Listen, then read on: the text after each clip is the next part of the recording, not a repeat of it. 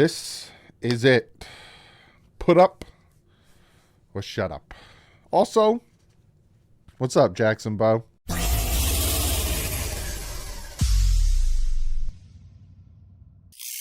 What is up, Finn fans?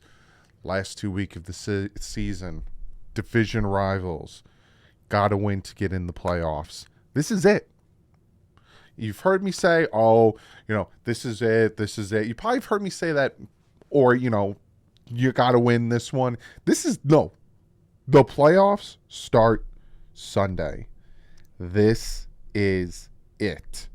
You lose this game, then you have to beat the Jets and then hope that the Bills beat the Patriots. I'm not saying whether they will or won't, but then all of a sudden your control, your destiny, your playoff life is out of your hands. This is it.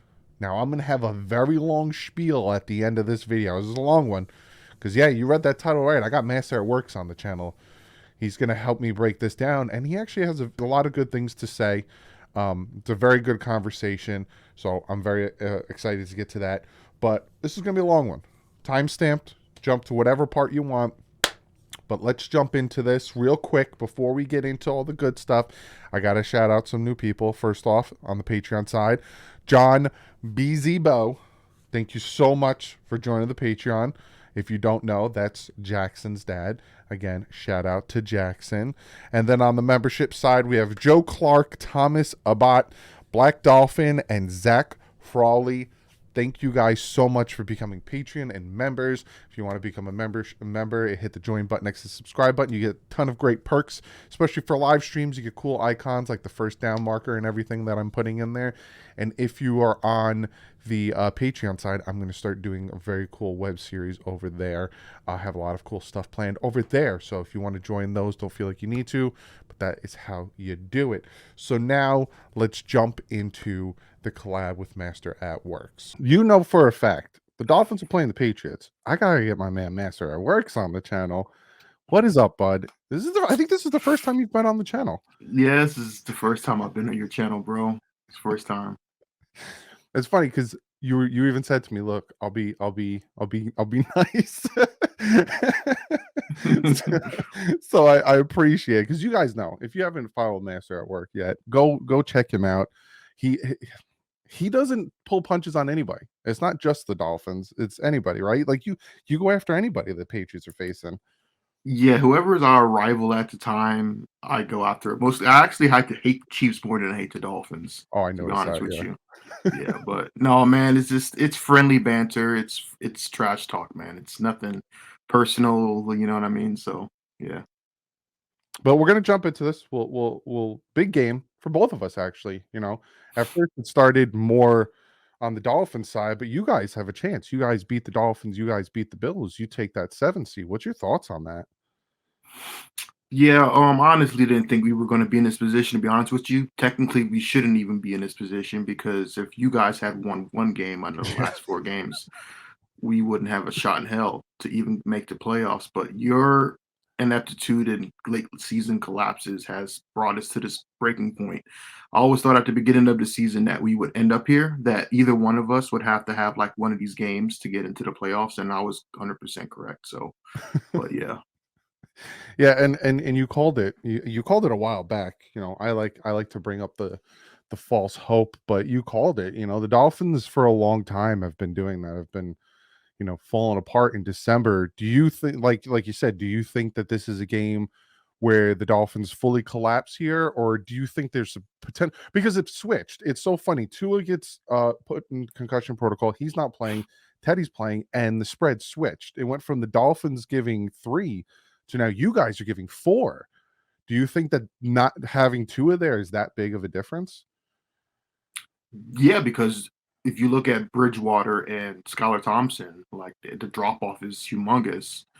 To as much as I don't think Tua is a franchise quarterback, no matter what I think about him, he's Mm, still the best quarterback on your roster, and mm. it's not even close. We saw that in the 3 game stretch where you didn't have him. The offense looks completely different. With Bridgewater and Skylar than with Tua. So, and obviously with all the injuries that are happening now, I'm hearing Teron Armstead and Xavier Howard. So and the one thing that probably could save you is that our cornerbacks are really like Jack Jones and we're banged up too. So not that we have the corners to match up anyway with Tyreek Hill or Jalen Waddle. But not having those out there, we don't know if they're going to play or not. It's going to make a huge difference. It really depends on can your offensive line protect Teddy, and can he get that ball out to Tyreek Hill and Jalen Waddle, kind of like what Tua did. And the reason why I think we have such a big chance is because Tua's out. Tua's obviously 4-0 against us, even though me personally, I don't think that it's not that we can't beat Tua.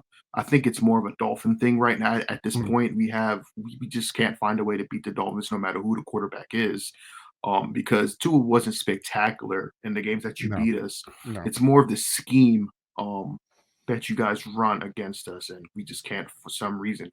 For the life of me, even when we had Brady and we were dominant, you guys have always found a way to at least beat us once every season or had our number, no matter how minor miracle or not.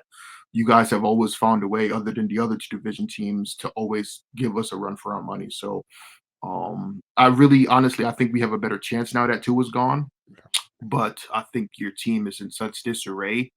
And I don't know what type of scheme McDaniels is going to come up with because it's not going to be the same scheme that you guys have had with Tua. Because Teddy Bridgewater is not the same quarterback as Tua. So yeah. Yeah, no, Tua's quicker with that draw. I noticed that when Teddy and Skylar are in there, they take a second before they want to throw the ball. Where Tua, he's more decisive, and sometimes it bites him in the butt. Obviously, he'll throw those, interception or potential interceptions. But you brought up a very good point, and it comes down to like your defense, the secondary is banged up just as much as the Dolphins secondary is Hmm. banged up. But what scares me most about the Patriots is your pass rush, and it's not even Judon. You guys have this other Uche, guy. Yeah, Josh Uche, yep. where did he come from? Like he's Well, beastly. he's yeah, well, they're both have double-digit sacks. So with Uche, it's more of the last 3 years. Belichick has been very hesitant to play our young rookies, and Mm, because we had Hightower as our linebacker. gotcha. So the way it switched was Belichick usually gives these players a year or two to develop before he plays them, like Ramondre Stevenson. Didn't get any carries last season. It was Mm, all Damian Harris. So when we draft a player, it usually takes 1 or 2 years for them to even be put in the lineup regularly. And Josh Uche is benefiting from that. We don't really have that much depth at the linebacker position, and the fact that we lost Hightower last season, or a lot of these players that a lot of people haven't heard of, and that they're coming out in their own right now, it's because Belichick really doesn't have any much choice but to play them. But mhm. he usually has done this in the past. Even Gronkowski when he was a rookie, Yeah. he didn't get much playing time either, and neither did Aaron Hernandez. So it's kind of a system. It's kind of what Belichick likes to do. So yeah.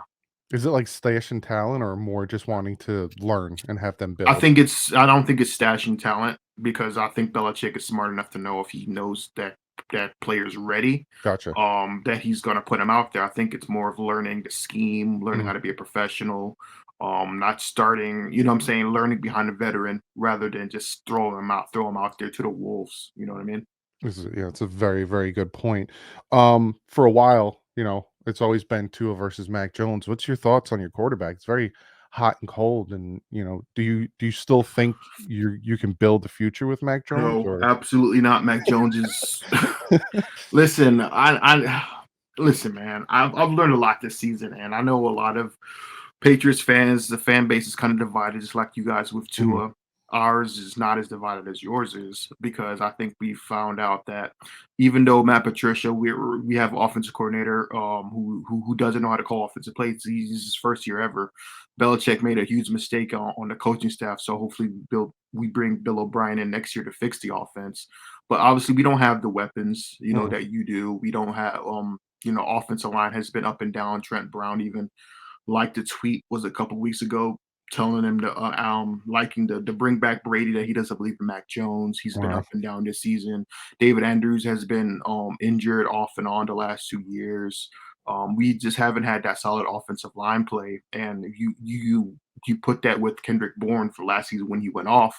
He hasn't played really any snaps this season because he's been in Matt Patricia's doghouse because maybe he said something or what ended up what my thing is he's not really performing on the practice when we practice during pre games or whatever, but he's balling out during the game. Mm. And the way the Patriot system is, you have to show them that you're willing to obey the rule of law. When it comes to like the offensive play calling, if you can't run routes correctly, then you're not going to play a lot.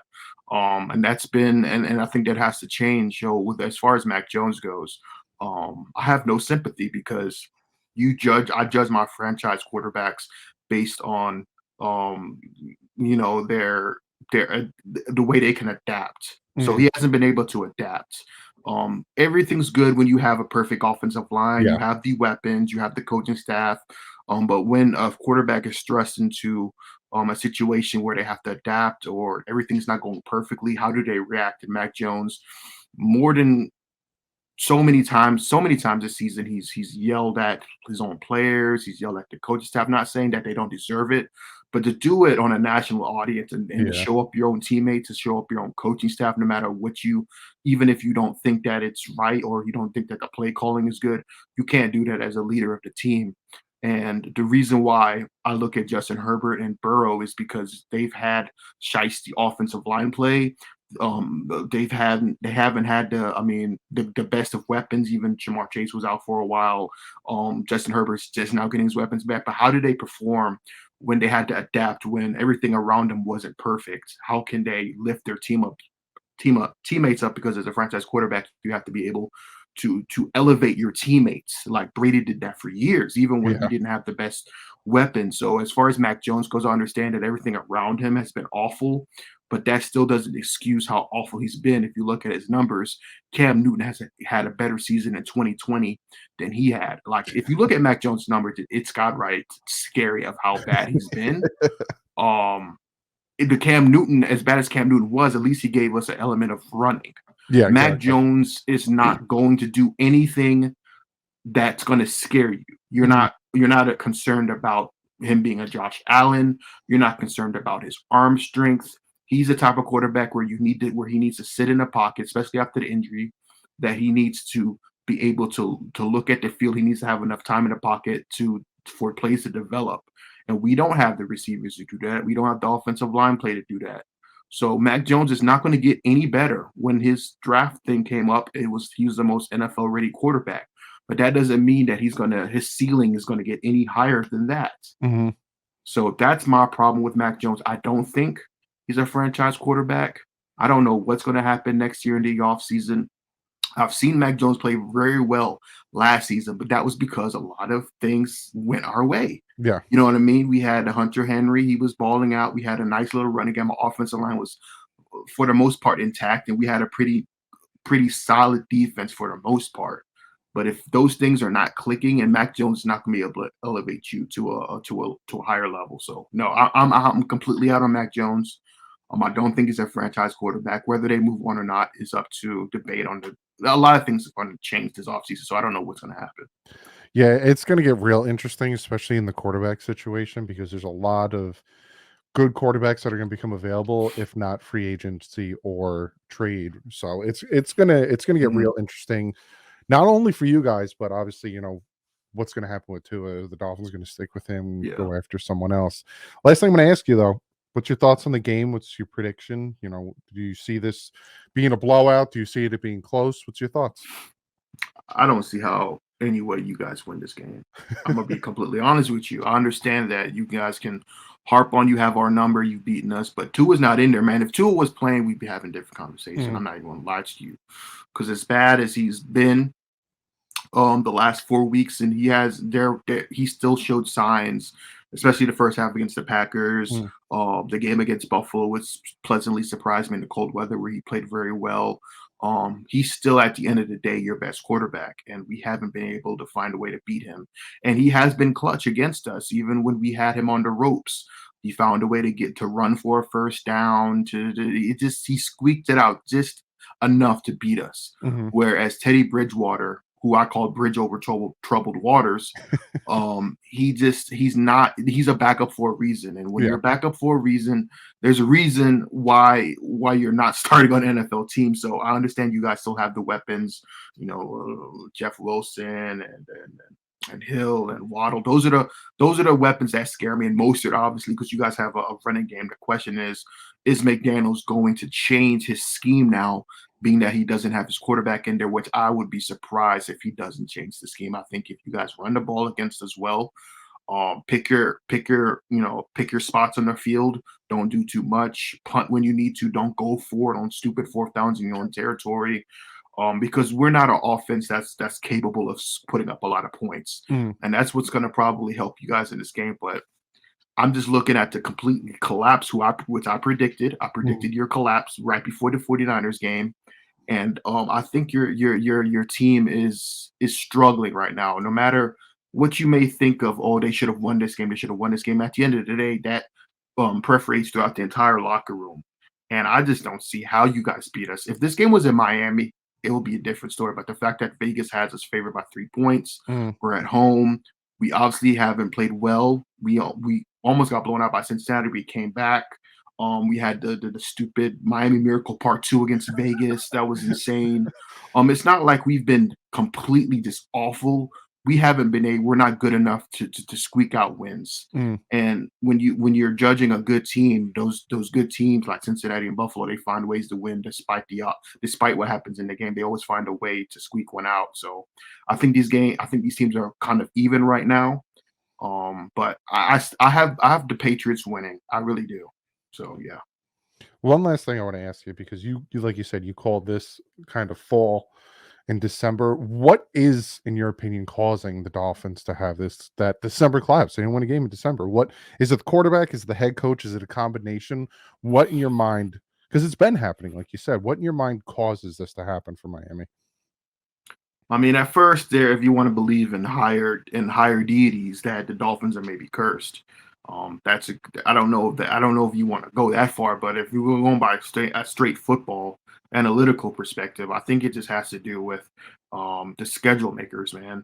I think the schedule makers know that Miami tends to collapse in these situations, so they always schedule tough teams at the end of the season. You have to either go to Buffalo or New England, or you know what I mean. The schedule is kind of stacked against you. If you look at even last season, you went through a 7-game stretch against some of the most easiest opponents, but then when you hit that first roadblock against Tennessee, I think it's a franchise thing. I think you have to be able to get over the hump. Obviously, Tua is not playing now, and he's a big part of that because the last 2 seasons you had a chance to just win one game and get in. I think it's more of a franchise thing. Can't really put my finger on what it is.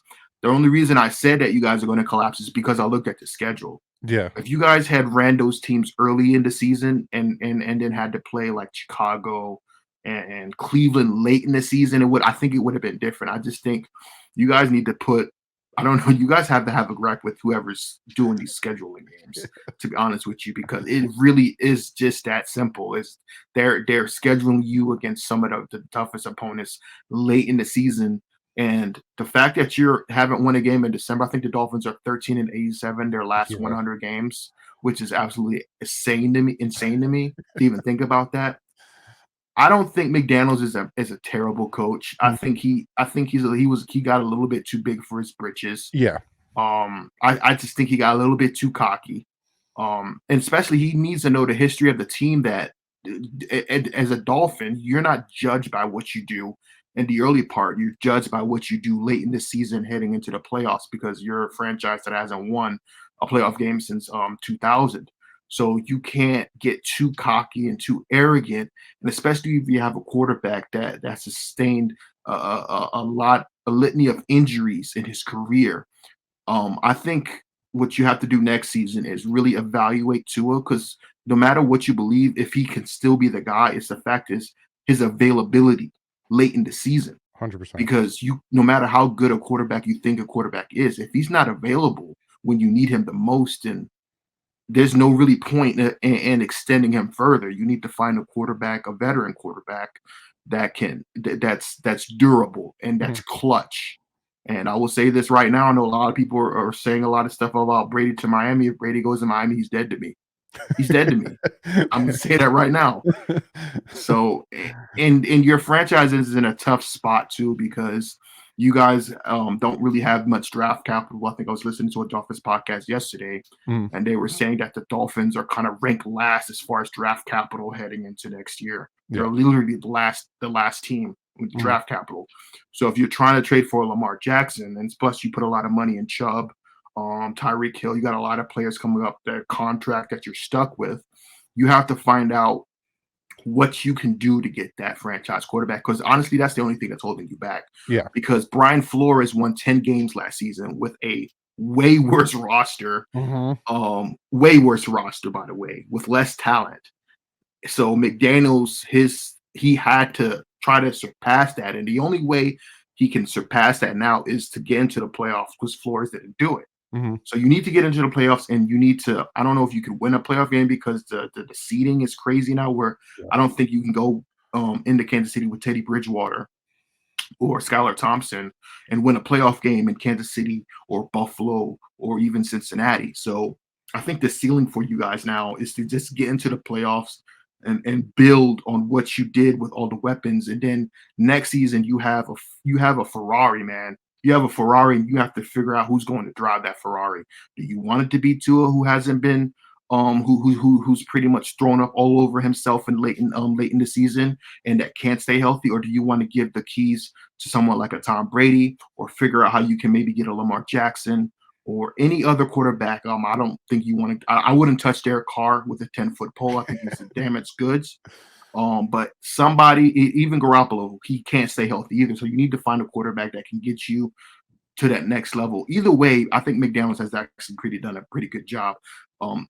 Being that he had Tua as his quarterback. Hmm. But the problem is now is that you have to elevate yourself next level, and you guys have to get over this playoff hump eventually. It's going to end eventually, Hmm. but man, it's. I mean, I hate the Dolphins, but it is kind of crazy that I based my predictions on you guys because of how much you failed in the past, and it just never fails. This is why I'm always confident that Miami will not win a playoff game until they prove me otherwise. So yeah, man. Well, I appreciate the honesty, and it's not like and I noticed this. It's not a hatred, honestly. It's just a football honesty, and I appreciate it. Thanks for stopping by. Thanks for Hey, coming bro, on, appreciate it, man. Appreciate it. doing the collab. Like I said, guys, go check him out. Hit that subscribe button. Help him out. He does some fantastic stuff Yeah, over there. sub to the AFC's roundtable if you want some of the best all AFC content. You know what I'm saying? I don't just troll the Dolphins. I know that's a lot of content on there trolling the Dolphins, but I troll Jets fans, and I Oh, yeah. know as much as you guys, I think you guys kind of have a hatred towards Buffalo now. Just know this: they haven't won the Super Bowl yet, and their collapse is coming when the playoffs. Your collapse might happen in the regular season, but their collapse usually happens right in the playoff time. And I promise you this: their collapse is going to be way more painful than anything Dolphins fans will be able to will have experienced, because you guys have at least won something. You Right. know what I mean? So I 13. appreciate it, Doug, bro. All right, Appreciate it. man. Well, I'll have you on again next year. Definitely. Yep, next year, man. Appreciate it, bro. All right. Peace. Again, it was first time having him on.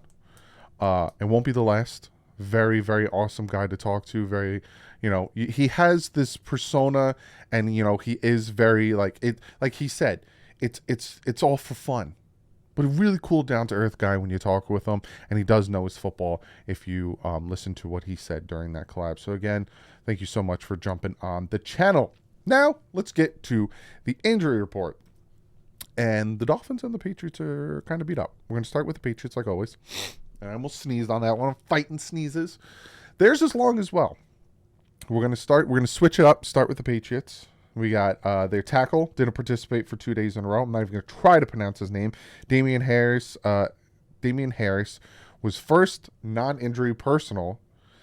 Then, I think that's what they're saying this is. Limited a thigh and then did not participate. Was non-injury personal. Their cornerback in Jack Johnson, their defensive back in Marcus Jones, and their cornerback in Jalen Mills didn't participate for 2 days in a row. Devontae Parker, concussion, didn't participate 2 days in a row. Their safety, Adrian Phillips, popped up with an illness. And their tight end, Jonnu Smith, popped up. Oh, they didn't pop up, but had a concussion, didn't participate for 2 days in a row. Then you have Hunter Henry, Jonathan Jones, Rahamid Stevenson, couldn't get that one out, and Taquan Thornton all limited, and then full participant on Matthew Slater. So they are banged up. Patriots are also very banged up, and then you look at the Miami Dolphins here. Also quite banged up. Teron Armstead now, throw your hip in there and a knee on top of the toe in the pec. Didn't participate for 2 weeks in a row. I fully expect him to play. Bradley Chubb, hand, ankle and hand. I expect him to play. He'll probably have a club on that hand. River Craycraft didn't participate for 2 days in a row. I don't expect him to go. Eric Fisher with a calf. These guys weren't put on IR, so I don't think you'll expect any. I don't know if Eric Fisher is going to be good to go, but we'll see. Alec Ingold with the thumb, I expect him to go, but even though he didn't participate for 2 days in a row, and we already know that Tua Tagovailoa and the concussion protocol will not be playing. Clayton Fedglin with the knee, limited. Xavier Howard pops up with the knee. He was limited just for one of the days. Raheem Mostert, non-injury related vet rest. He was limited. Jalen Phillips, limited. Brandon Shell, limited. Eric Rowe, limited. Teddy Bridgewater full, Kader Kohu full, and then obviously Melvin Ingram did not participate. Vet rest day. Beat up. This team is beat the flip-flop and the flim-flam up 100%, but both teams are beat up, and that's not an excuse anymore. Ripping out the Packers breakdown, because I'm about to give you the breakdown, and we're going to see where we got better and where we got worse. When it comes to the breakdown, again, the Dolphins offense versus their defense, their offense versus the Dolphins defense. When it comes to points, the Dolphins are ranked 9th. Patriots, can't talk, are ranked 5th. No change there. Yards, 5th Dolphins offense, 8th Patriots defense. No change there for the Dolphins. Passing, 2nd in the NFL, went back up. 14th for the Patriots. Benefits the Dolphins, especially with the plethora of corners and secondary that has popped up on their injury report. Rushing, the Miami Dolphins are ranked 27th. The Patriots defense is ranked 9th. Obviously, they have a good front. That's where their rush defense comes in. But the Dolphins were able to run the ball. They just stopped running it. 12 carries in the first half, 8 carries in the second half. Need more than that. Third down conversion rate, the Dolphins are 22nd, actually went down 37.3%. The defense of the Patriots give up 40%, which is 21st ranked. And when the Dolphins get in the red zone, they are 10th in the NFL, which went back up with the 60%, whereas the Patriots have given up 55.6, which is 15th in the NFL. Flip it. The Patriots are 16th in points. The Dolphins defense is 27th. That went down just by 1. The Patriots are 24th in yards. The Dolphins are 21st. That actually went up. They did hold the Packers in the second half, but also it did help that they had short field when it came to the turnovers. Passing, the Patriots are 21st. The Dolphins are 28th. That went back down. The rushing, the Patriots are 22nd. The Dolphins are 10th. That stayed the same. Patriots on third downs, 26th, with only converting 34.9, whereas the Dolphins are 25th, allowing 41.7. That actually went up. Good for them on stopping. Again, it did help that they held the Packers to that. And in the red zone, the Patriots are dead last, converting 38.5% of red zone trips into touchdowns. And the Dolphins are 24th, allowing 60. That actually went back up. So when it comes to this game, when it comes to a breakdown, and again, we are going to look at the PFF like we always do, it seems like it's going to be their strength versus our strength and their weakness versus our weakness.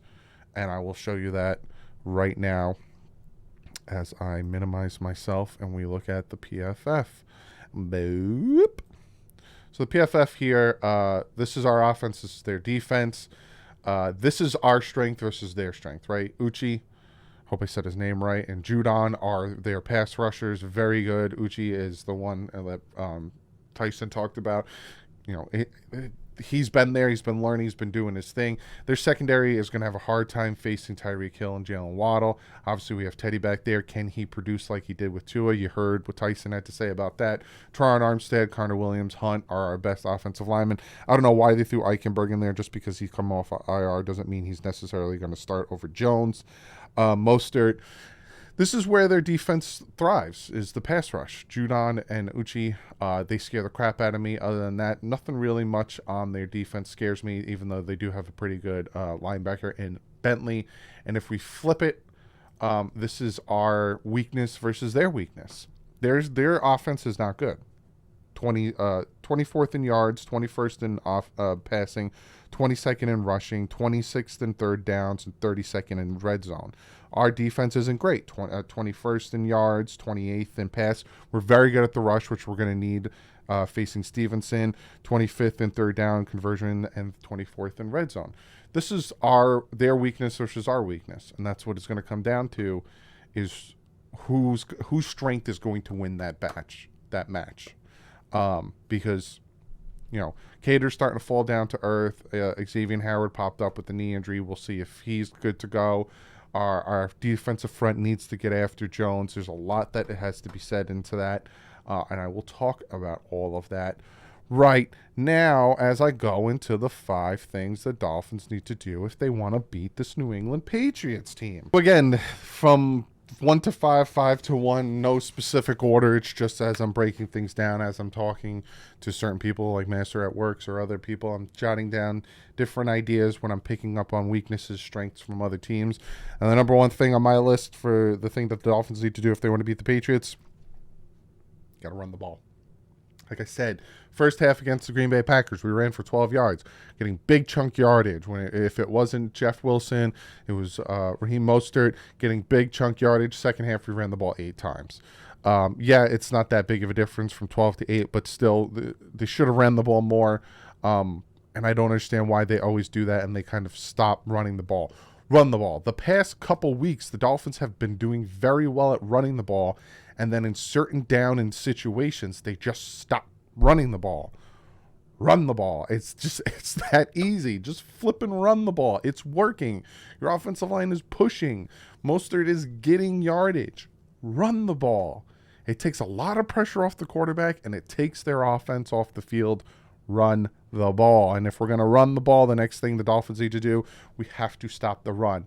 The biggest and most producing guy on their offense is Stevenson. If we could shut him down and force Jones to stay in the pocket and throw, you heard what Master at Work said, especially with his ankle injury. He's not that mobile. They're probably not going to have Devontae Parker. They're down to Myers, Aguilar, and another one of their receivers.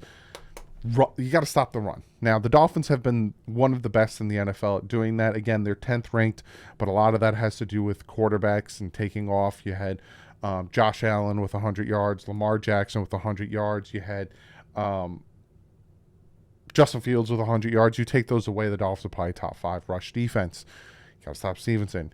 That's where Landon Roberts comes in. That's where Christian Wilkins comes in. That's where Phillips comes in. That's where Sealer comes in. Stop the run. The number 3 thing the Miami Dolphins need to do if they want to win this game, you got to protect Teddy Two Gloves. Teddy Two Gloves is the quarterback. He's going to be the starter. I'm going to be rooting for him as if he was Tua, as if he was Ryan Fitzpatrick, as if he was Ryan Tannehill, as if he was Brock Osweiler, as if he was many of the quarterbacks that have donned the Dolphin jersey, and I needed them to win a game. I will be rooting for him. Come on, Teddy, and we need to protect that man. We're going up against Judon, who has 15.5 sacks on the season, and Uche, who has 11.5 sacks on the season. That's a very formidable pass rush. Got to protect him. Now you're going to have Teron Armstead on the one side. Can Shell hold up on the right side? Now again, Teron Armstead's going to be on Teddy's blind side. So Teron, he needs to have one of his best games. He was kind of off lately. He needs to have one of his best games on that left side. And then Shell, you're right. You're not as important as you were in the past weeks because it's not the blind side, but you got to do better. Because you're going to probably be facing Judon on that side, so you got to do better.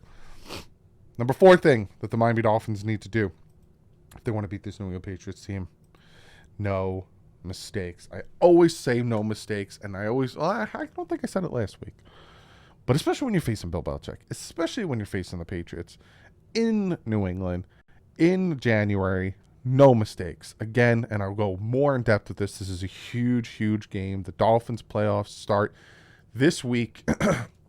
Can't have mistakes. You can't have fumbles, interceptions, especially. And when I say no mistakes, this is a big priority. Priority. There's another word I want to say, but priority works. Penalties. And I'm not talking about PI. I'm not talking about anything that is more dictated to the refs, because we all know the refs have been hot garbage, and not just for the Dolphins, for the whole NFL all year. I'm talking about false starts. I'm talking about holdings. I'm talking about all these things. No mistakes, especially when you put yourself in a down and distance situation that's just horrible. There was what game was it? I'm trying to remember. It was a game where Tua threw an interception and kind of killed us.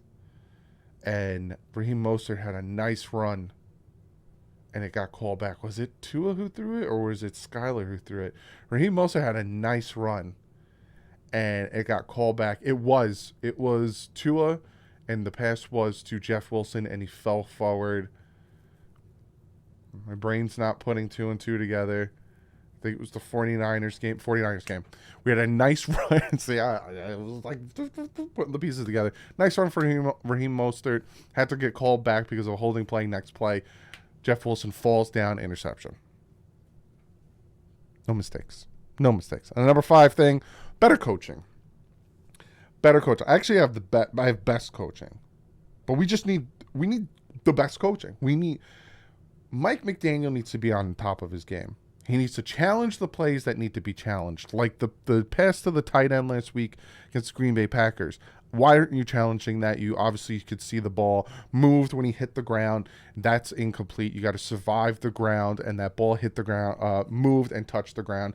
It was incomplete. But then you challenge plays that were obviously shouldn't be challenged. You're calling timeouts at the wrong time. You're wasting timeouts. You stop running in pivotal situations and then try to do these trick plays and screens. And listen, I get it, right? Rookie head coach, and he has the team in a great situation. Should be better if it wasn't for other things. But you inherited a good team, 9-7, 10-6 team. You should have been better than what we're doing now, and some of it has to do with the mistakes he's making as a rookie head coach. Not only him, though, Josh Boyer. Now, I understand he's dealing with a decimated secondary, and he's doing the best he can, and he actually is holding opposing offenses to enough points that if the offense was scoring at a rate that they were, the 5-game winning streak, the Dolphins would have won a lot. But you got to call the situations and understand where you're putting your secondary in these situations.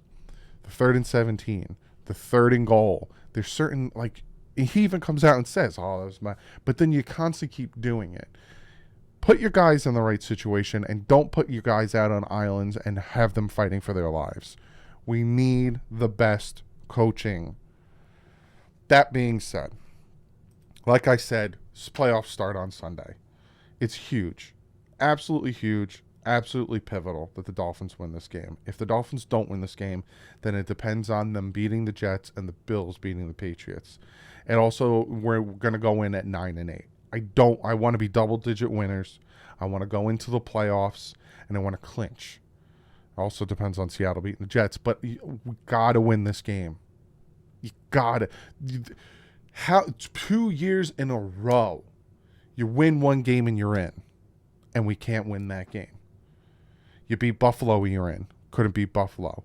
You beat Tennessee, you're in. You couldn't beat Tennessee. Now Tua's not in there. So now you can't say Tua can't win the big games. Tua can't help us get those, because Tua's not the quarterback now. So you can't be saying it's Tua.